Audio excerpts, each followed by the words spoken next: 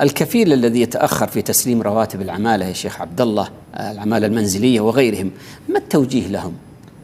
طيب يا إخواني، هؤلاء ظلمة، لو يتأخر الراتب عليهم أسبوع اشتكوا على الملك الله يحفظه. والله صحيح. لكنهم في أمور عمالتهم اللي في بيوتهم، يعني خدامة مسكينة، يعني ما يصرفون لها. يوم من الأيام وأنا طالع أصلي، ألا واقف عند بابي سيارة أجرة مع خدامة، قال وجدتناها في الشارع تبكي تقول لي 11 شهر ما صرفوا لي راتب. لا يا إخواني، هذا والله العظيم ظلم.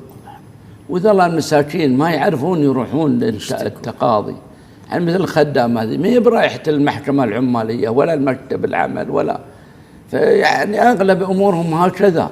فيا إخواني اتقوا الله اتقوا الله اتقوا الله، ترى رب العالمين بيده أرزاقكم وأعماركم. والله يا إخواني، يا دعوة مظلوم تصعد للسماء ما تحصل ربح لا أنت ولا عيال. مع أني يا إخواني أعلم من كثير من الناس طيبين وجاويد وما شاء الله يعطون الراتب، لكن يوجد فيه حبابات. يوجد فيه ناس سبحان الله ما يسددون حتى يعني الأمور الضرورية، إذا يأخذون ولا يسددون، لكل قاعدة شواذ. نعم، فهؤلاء هو اللي نوجه لهم الخطاب يا إخواني.